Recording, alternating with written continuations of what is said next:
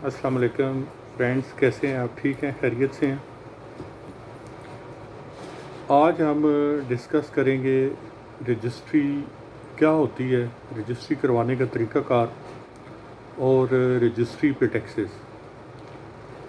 मेरा ये दावा है, मैं ये यकीन से कह सकता हूँ कि अगर आप मेरी ये वीडियो स्टार्ट से लेके एंड तक देखेंगे तो मेरे जो न्यू लॉ ग्रेजुएट्स हैं या लॉ के स्टूडेंट हैं या प्रॉपर्टी के काम करने वाले जो दोस्त भाई हैं या इससे दिलचस्पी रखने वाले लोग हैं या जो जायदाद की ख़रीदो फरोख्त करना चाहते हैं, तो मेरी वीडियो देखने के बाद वो इस काबिल हो जाएंगे कि उन्हें रजिस्ट्री का एक मुकम्मल प्रोसेस पता चल जाएगा और वो किसी भी किस्म के धोखे फ्रॉड से बच सकेंगे।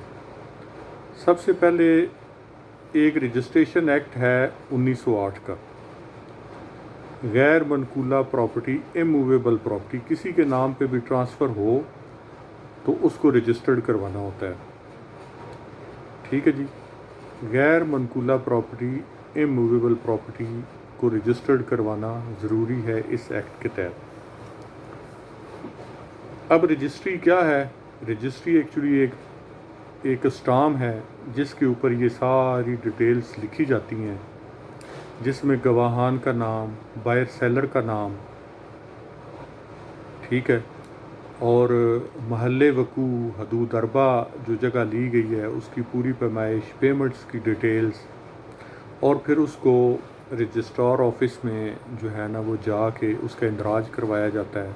वहाँ पे उसको नंबर लगता है, वहाँ पे बयान होते हैं, फ़ोटोज़ होते हैं, बायोमेट्रिक होता है। ये सारी एक प्रोसेस है रजिस्ट्री का, जिसको हम तफसील के साथ आज डिस्कस करेंगे। और फिर इस वीडियो के आखिर में मैं इस पे जो एक्सपेंस आते हैं, जो टैक्सेस लगते हैं, वो सारे डिटेल के साथ आपको बताऊंगा ताकि इस सारे प्रोसेस को आप अच्छे तरीके से समझ सकें। तो सबसे पहले तो रजिस्ट्री, जब आप किसी भी प्रॉपर्टी की आप रजिस्ट्री करवाना चाहते हैं, ठीक है, तो उसके लिए आप क्या करेंगे? एक तो आप फॉर्म जो है ना वो ई स्टैम्प जो हमारी वेबसाइट है वहाँ से एक चलान फॉर्म आप डाउनलोड करेंगे 32A का, उसको बैंक में जमा करवाएंगे। जितनी भी रजिस्ट्री के ऊपर अखराजात आएंगे, टैक्सेस आएंगे, तो वो बैंक में आप जमा करवाएंगे। बैंक आपको एक स्टाम्प पेपर देगा जिसके ऊपर ये सारी डिटेल्स लिखी जाएंगी। उसमें बायर सेलर का नाम, एड्रेस, गवाहान का नाम, एड्रेस, ठीक है, उनके आईडी कार्ड्स के मुताबिक, और टोटल जगह का हदूद अरबा लिखा जाएगा कि भाई सामने अगर सड़क है, राइट पे कोई घर है, लेफ़्ट पे है, बैक पे है, तो ये सारा हदूद अरबा उसमें लिखा जाएगा। अब ये तो हो गया कि रजिस्ट्री के ऊपर आपने क्या इन्फॉर्मेशन देनी। रजिस्ट्री के साथ आप डॉक्यूमेंट क्या अटैच करेंगे? सबसे पहले तो फ़र्द, बै का फ़र्द आप अटैच होगा। जो भी जगह आप रजिस्ट्री करवा रहे हैं या ले रहे हैं, तो जो सेलर है वो एक फ़र्द बराए बै जो है ना वो लेगा पटवारी से या लैंड रेवेन्यू डिपार्टमेंट से, ठीक है जी। और फिर उसके बाद ये वो चीज़ शो करती है कि ये जगह का ऑनर है, ये जगह का ऑनर है और ये अथराइज्ड है जगह बेचने का, ठीक है जी। उसके बाद गवाहान हो जाएंगे, 2 गवाह हो जाएंगे, आईडी कार्ड्स की उनकी कॉपियाँ हो जाएंगी। अगर कोई साबका रजिस्ट्री हो जाएगी तो ये सारे डॉक्यूमेंट्स और ये चलान, और फिर जो रजिस्ट्री आप टाइप करवाएंगे, ये सारी चीज़ें लेके आप रजिस्ट्रार ऑफिस में आ जाएंगे। रजिस्ट्रार ऑफिस जो है ना वो फिर क्या कहते हैं, ये सारी चीज़ें देखेंगे रजिस्ट्रार साहब। फिर वहाँ पे बयानात होंगे, बायोमेट्रिक होगा, पिक्चर्स बनेंगी, और उस पे जो है ना थंब इम्प्रेशन, अंगूठे वगैरह लगेंगे। तो इस तरीके से रजिस्ट्रार ऑफिस में ये रजिस्ट्री का एक जो है ना वो प्रोसेस कंप्लीट हो जाएगा।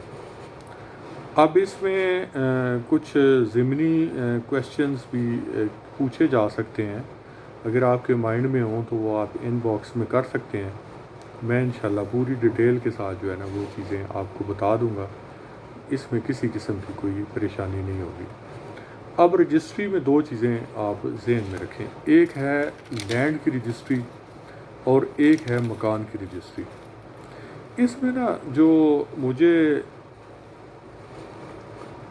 میرے ایک بھائی نے مجھ سے پوچھا کہ بھائی میرا پراپرٹی ڈیلر جو ہے نا وہ مجھے کہہ رہا ہے کہ آپ گھر کی رجسٹری نہ کروائیں، ایکچولی وہ گھر لے رہا تھا، تو آپ لینڈ کی رجسٹری کروا لیں تو آپ کے پیسے بچ جائیں گے۔ بھائی میں قطعاً اس چیز کے خلاف ہوں، قانونی طور پہ بھی یہ غلط ہے اور گورنمنٹ آف پاکستان کے لحاظ سے یہ غلط ہے کہ آپ ایک ڈس آنیسٹی کے مرتکب ہوئے ہیں، لیکن ذاتی طور پہ اس کا ایک نقصان یہ ہے کہ کل خدا نخواستہ وہ ڈیل آپ کی لیٹیگیشن میں چلی جاتی ہے، اس میں کوئی پرابلم آ جاتا ہے تو آپ نے بیسیکلی اس گھر کی رجسٹری کروائی ہوئی ہے لینڈ کی ٹیکس بچانے کے لیے، تو پھر یہ آپ کو پرابلم ہو سکتا ہے۔ تو اس لیے اگر آپ پلاٹ لے رہے ہیں تو پلاٹ کی رجسٹری کروائیں، اگر آپ گھر لے رہے ہیں تو گھر کی رجسٹری کروائیں، یہ چیز بہت ضروری ہے۔ اچھا، اب رجسٹری کروانے کے لیے نا یہ ٹاپک تھوڑا سا لمبا ہے، اس لیے پلیز آپ کو پیشنٹ کے ساتھ تھوڑا سا اس کو دیکھنا پڑے گا۔ اب رجسٹری کروانے کے لیے نا ایک ڈی سی ریٹ ہے، ٹھیک ہے، ڈی سی ریٹ چیک کرنے کے لیے کہ اس شہر میں کیا ریٹ ہے تو وہ آپ رجسٹرار آفس میں ایک پوری لسٹ لگی ہوتی ہے کہ اس شہر کے فلاں محلے فلاں جو ہے نا وہ جگہ کا یہ ریٹ ہے، اور اس میں اربن اور رورل ایریاز کا بھی ہے۔ تو وہ اچھا، اس میں ایک جو ہے نا آپ یہ بھی کر سکتے ہیں، ایک تو وہاں سے آپ رجسٹرار آفس سے اس کو آپ جو ہے نا وہ چیک کر لیں۔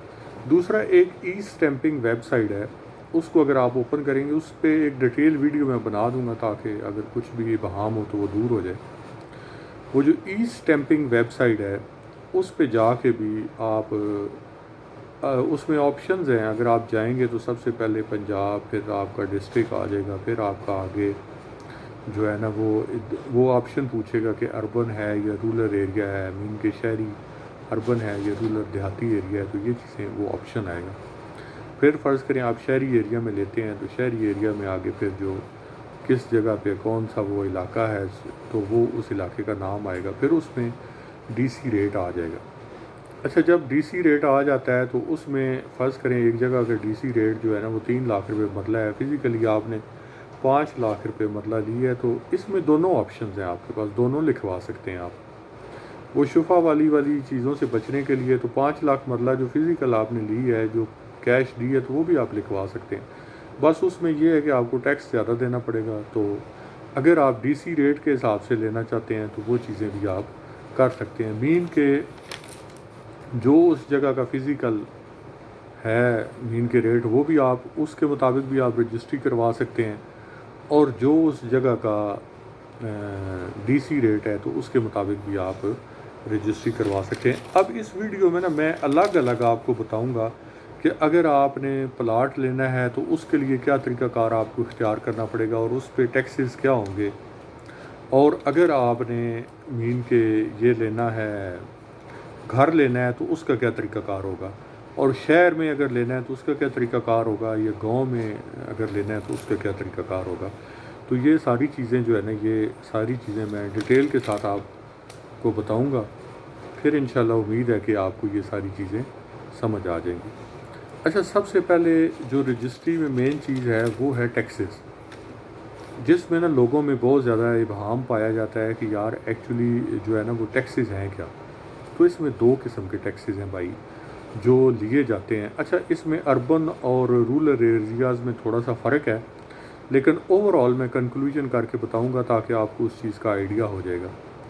اچھا، اس میں بورڈ آف ریونیو جو مین کے شہر کے حدود میں آپ چیزیں لیتے ہیں تو بورڈ آف ریونیو کے جو ہے نا وہ ٹیکس ہیں، جس میں سٹیمپ ڈیوٹی ہے، جس میں سی وی ٹی ہے، کیپٹل ویلیو ٹیکس ہے، ٹھیک ہے، اور ایک اس میں جو ہے نا وہ میٹروپولیٹن ٹیکس بھی ہے، یہ چیزیں ساری ایڈ ہیں، یہ ساری بورڈ آف ریونیو کی جو ہے نا وہ ٹیکسز اس میں شامل ہیں، ٹھیک ہے۔ اگر آپ اس کی کیٹیگری وائز کریں، ان کی کلاسیفیکیشن کریں تو تھوڑا سا وہ بھی میں آپ کو بتا دیتا ہوں۔ سٹیمپ ڈیوٹی 3% ہے، جو آپ کی سی وی ٹی ہے، کیپٹل ویلیو ٹیکس ہے، وہ 2% ہے۔ اچھا، اس میں ایک چیز میں یہ بتاؤں کہ جو گاؤں میں जगह होगी, विलेज में होगी, तो वहाँ पे CVT नहीं लगेगी। मीन के शहर की प्रॉपर्टी में आपको जो बोर्ड ऑफ रेवेन्यू है वो आपको टोटल जो है 6% टैक्स देना पड़ेगा, जबकि गाँव की जायदाद पे आपको 4% टैक्स देना पड़ेगा।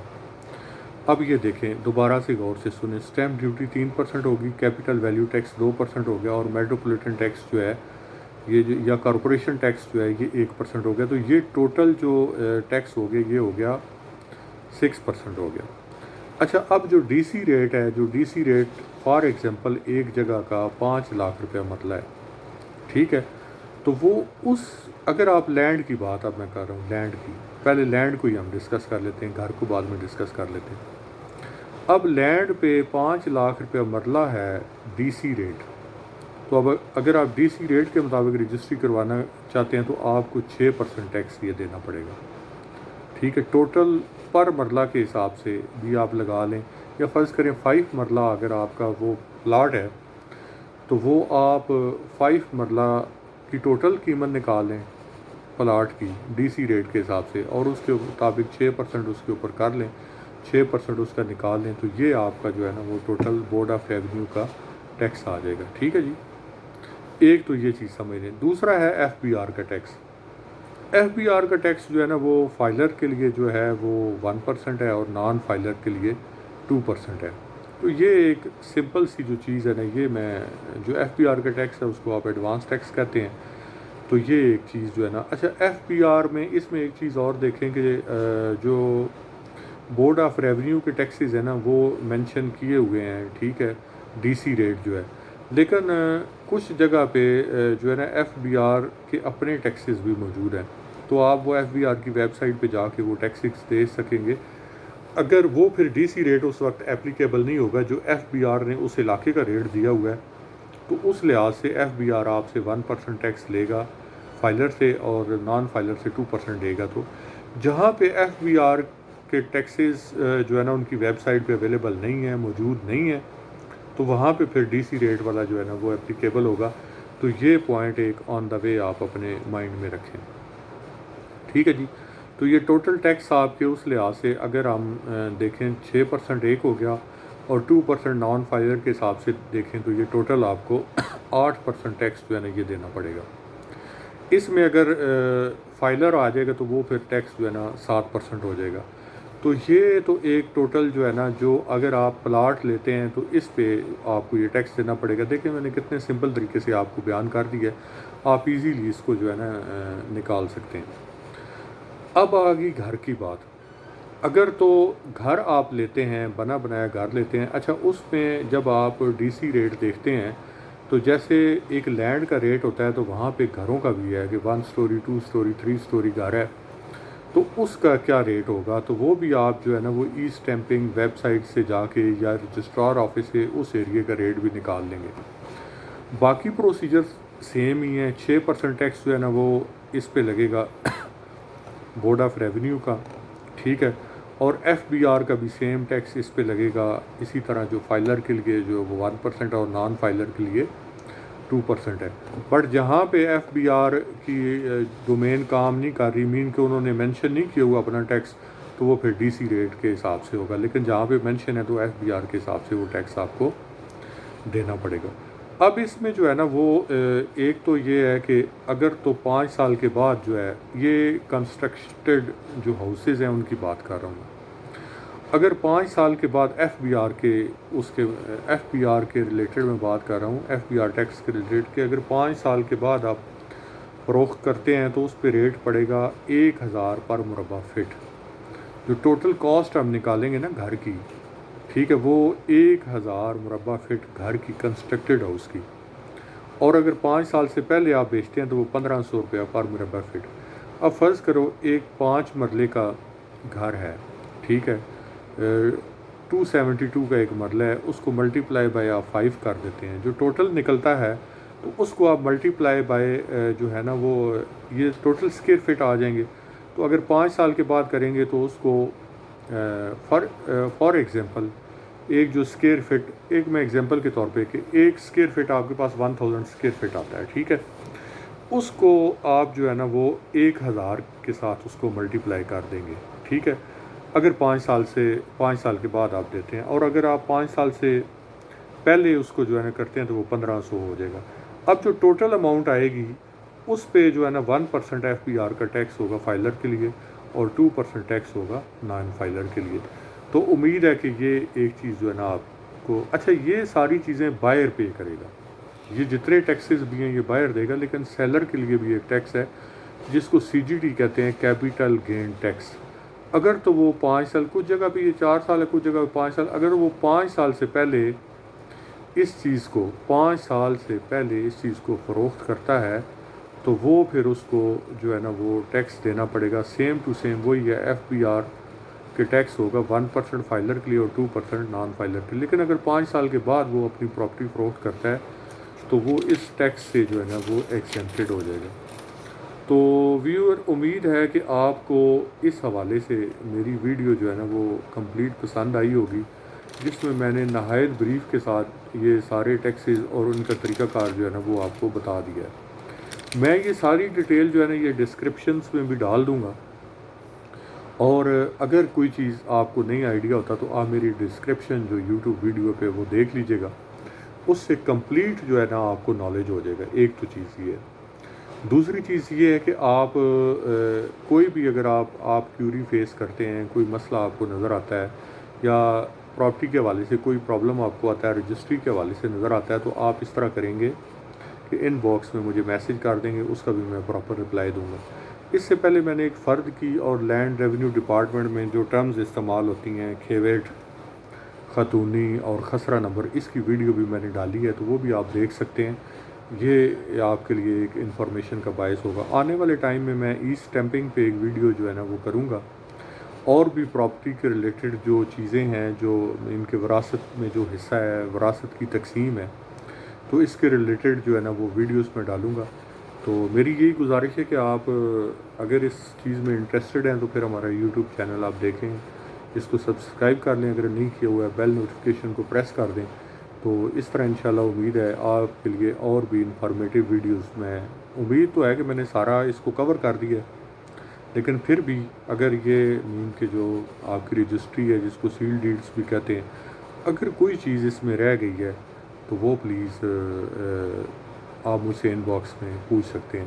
اچھا، اس میں کچھ مسلینیس اخراجات بھی، جو رجسٹری کے ٹوٹل میں نے بتا دیا نا آپ کو اخراجات، اس میں اینڈ میں کچھ چھوٹے موٹے مسلینیس اخراجات ہوتے ہیں، ٹھیک ہے، جس میں انتقال کی فیس ہے، رجسٹریشن فیس ہے، وہ اراؤنڈ 2500 تک وہ ہو سکتے ہیں۔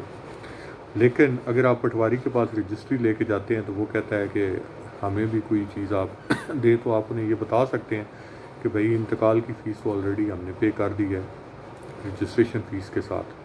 تو امید ہے کہ یہ ویڈیو آپ کو پسند آئے گی، اور آپ اپنا بہت خیال رکھیں۔ یہ ویڈیو تھوڑی لمبی ہو گئی ہے، لیکن یہ ٹاپک اتنا کمپریہنسو تھا کہ اس کو کور کرنا بہت ضروری تھا۔ آپ کا دوست سجاد چودھری، آپ کا لیگل ایڈوائزر، آپ کا آن لائن لیگل ایڈوائزر، آپ سے اجازت چاہتا ہے، اور آپ اپنا خیال رکھیں، اپنی فیملی کا خیال رکھیں۔ بہت شکریہ۔ اللہ حافظ۔ God bless you all. آمین۔